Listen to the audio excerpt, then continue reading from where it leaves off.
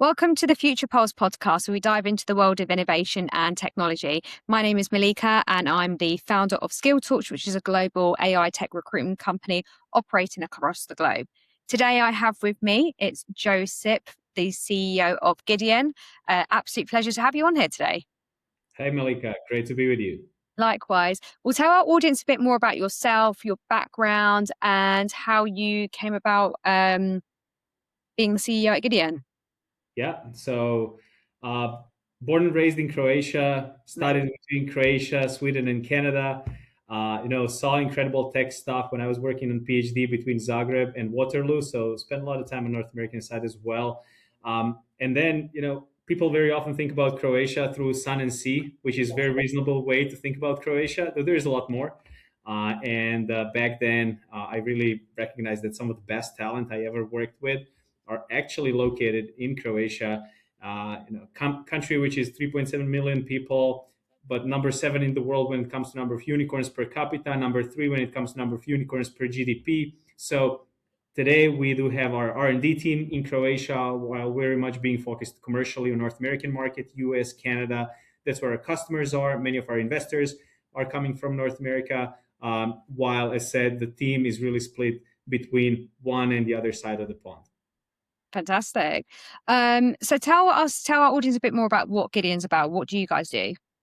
Yeah, so we work on technologies that transform supply chain. So thinking about supply chain, starting from factories, going through large distribution center, smaller distribution centers. So the entire chain has several use cases that have not been touched by automation until now. Right. Those are difficult use cases with high level of variability.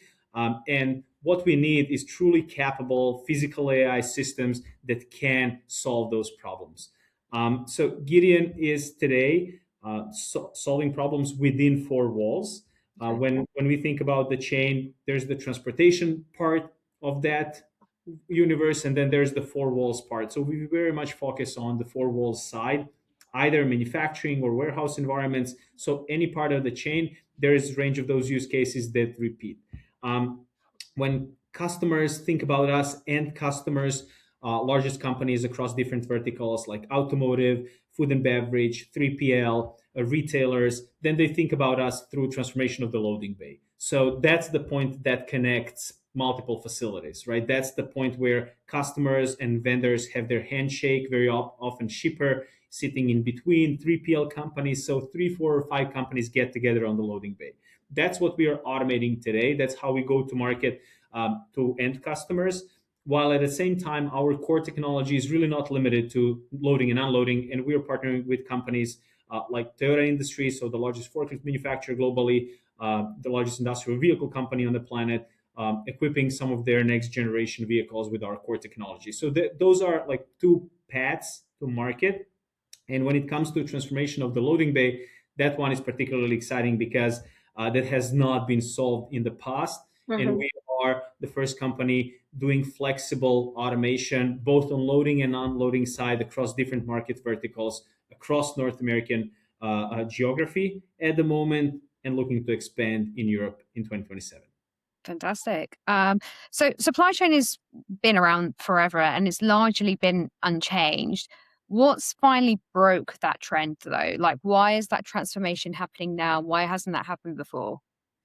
Yeah, that's so supply chain is one of those industries that doesn't, or in the past just didn't look extremely exciting or like Attractive. attractive exactly.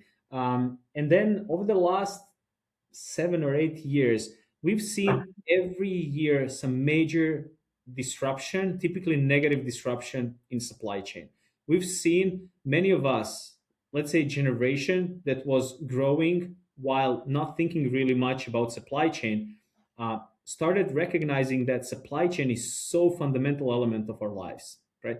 We Mhm. count on so many things. The quality of life that we think about today is in big part tied to the flexibility of supply chain.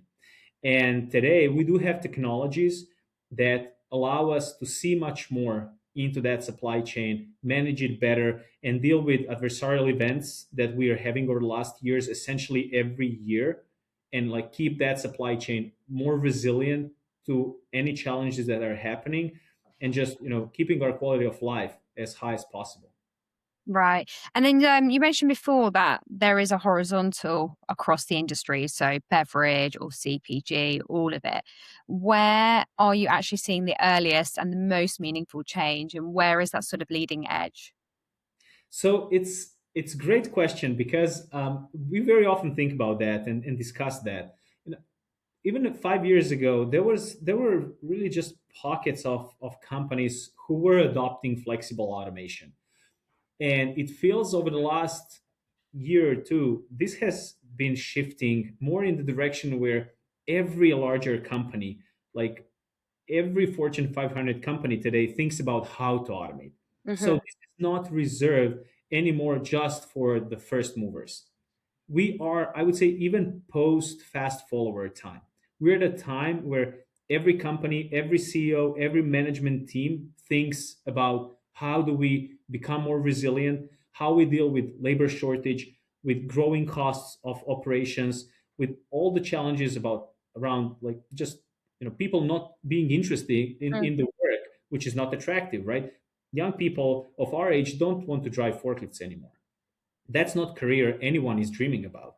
And so automation becomes inevitable on one side, and on the other side, companies are recognizing that without automation they cannot be competitive. Yeah. There is no CEO right now in the industry, independent of market vertical, that wants to be in position to explain to their board why they're not investing in automation, why they're not investing in talent, why they're not investing in know-how. Because automation, while like we think about robots that are solving problems instead of humans, there's actually a lot of human capital needed to make the automation happen. To implement automation, first of all, plan it, right? To integrate it, to implement, to train people to deal with automation, to finally be in position when those people who don't want to drive forklifts don't have to drive forklifts. They can have better careers. They can do more value added work than what they did like 10, 20, or 30 years ago. Right. So, Waymo's all over the States, and we're actually bringing it in London as well. They're deploying fleets. Obviously, tracking is moving fast. But I think at one point you said that it might actually be early inside sort of the four walls. So, what's the gap between what's happening on the road versus what's actually happening in the warehouse? So yeah, four walls and open road are very different, right? So Yeah. when we think about what is Gideon bringing to the table, on one side there's the A to B transportation problem, and Waymo is solving it on the open road. There's a lot of variability. There's great stuff Waymo did. By the way, caveat: so Croatia is the first place where commercial taxi, like autonomous taxi service, is available as Oh, of. really? They've got it there as well? Yes, so Croatia did it. So Vern, a local company here, I released. did not know. You Yeah, don't you hear saw. about it. Yeah, so but that's A to B type of transportation problem, right? Historically, we do have a lot of robotic arms that are solving problems in manufacturing and warehouse operations. Hmm. What we were missing is robots that have capability to autonomously drive from point A to point B, but also have manipulation flexibility.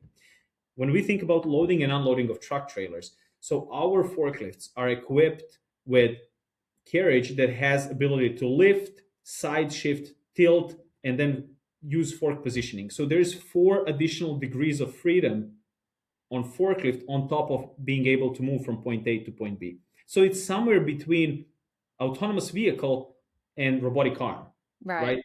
It's autonomous unit that moves but also has that manipulation capability.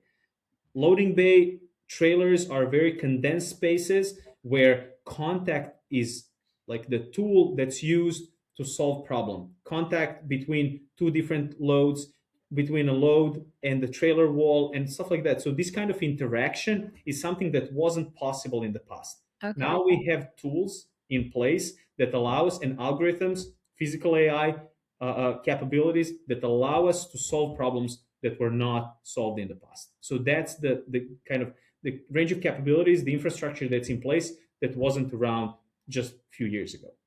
Right. Okay. Interesting.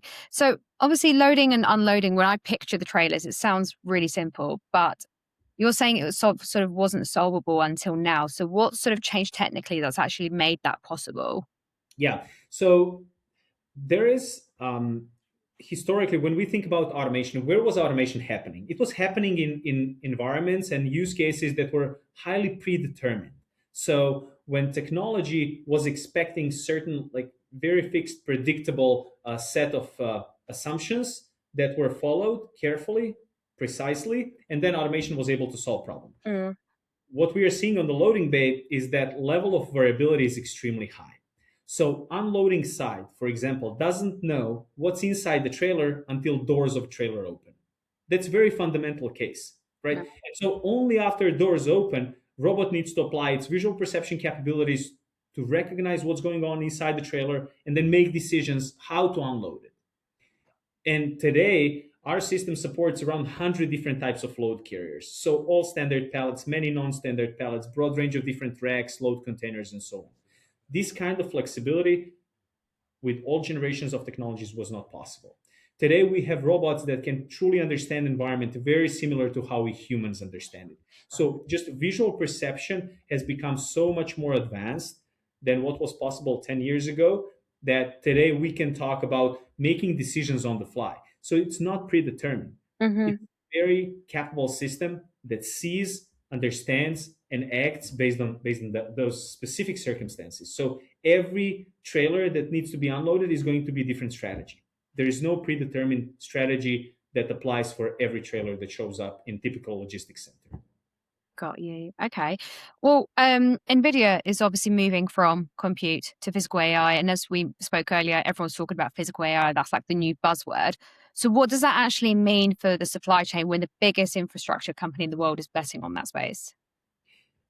Yeah, so this is an opportunity for companies to jump on a wave and really be adopters on the side when, something that was so much focused on just cell phone, on laptops, on like digital space, now suddenly has the ability to move goods, has the ability to move itself, right? Mm. Has the ability to change the physical industry. And right now, if we just think of global GDP, like 15% of that is digital, 85% of that is physical. Right. Now, if we just try to imagine how much opportunity there is in changing that 85% of economy by bringing more intelligence into it, it's massive, right? And then supply chain is really the underlying component, horizontal component across all those different verticals. Yeah.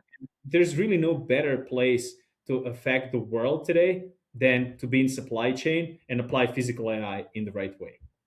Yeah, that's so true. So what is the thing that people are getting wrong in the industry then? So where's the sort of the remaining skepticism and why is it being misplaced, do you think? So I think it's the skepticism is disappearing quickly, or on the other side, altogether, the entire industry is learning more and more Yeah. about capabilities, both on technology side, but also I think we're altogether more and more aware of how much human capital it takes to truly transform supply chain. So it's not just about robots. It's much more than that. It's about change management. It's about adapting processes. It's about like making sure that human operators, that people apply based on like the combination of technology capabilities and all the know-how about the industries, apply and match those two worlds into solutions that are optimal for specific facilities, specific industries, specific companies, right? So this is the transition that's happening. And in the past, it was very much, or very often companies were putting automation programs, automation transformation initiatives into hands of small innovation teams. But over time they learned it's not so much about few people who will test certain technologies. It takes a lot of effort and dedication of broader team, including senior management, their strategic buy-in into making these kind of transformations happen. So physical transformation is very intense. It does include capital investments. It is costly. It is risky, but it's worth it. And that's the transition we are seeing, not only from large companies like Mhm. Amazon and Walmart, who are very publicly talking about that, but also seeing that with very long tail of companies, either on logistics side, retail side, automotive side, like different market verticals, we're seeing that these days everyone not only talks about automation, but truly puts in place real programs, real budgets for scaling to enable their transformation across the network. Really good insight there. Yeah. Last but not least, if someone is going to be running a supply chain operation today, what's the one thing they should be doing differently in the next 12 months? So there's no time to wait. No. So no one wants to fall behind, right? So the time is to double down on automation, to start closing gaps where they exist in wherever they are on the journey. Just keep pushing. That we are at a point in time and technology has matured. The technology has been proven in real world operations, both in manufacturing and warehouse operations, and we are at a point in time that it's not anymore the time of first movers or fast followers. We are at the time where the market is adopting, and no one wants to be the one who is not. Right. Really good insight. Well, it's been an absolute pleasure having you on this podcast. Thanks so much for joining. Thanks for the invitation, Melka. It was a pleasure.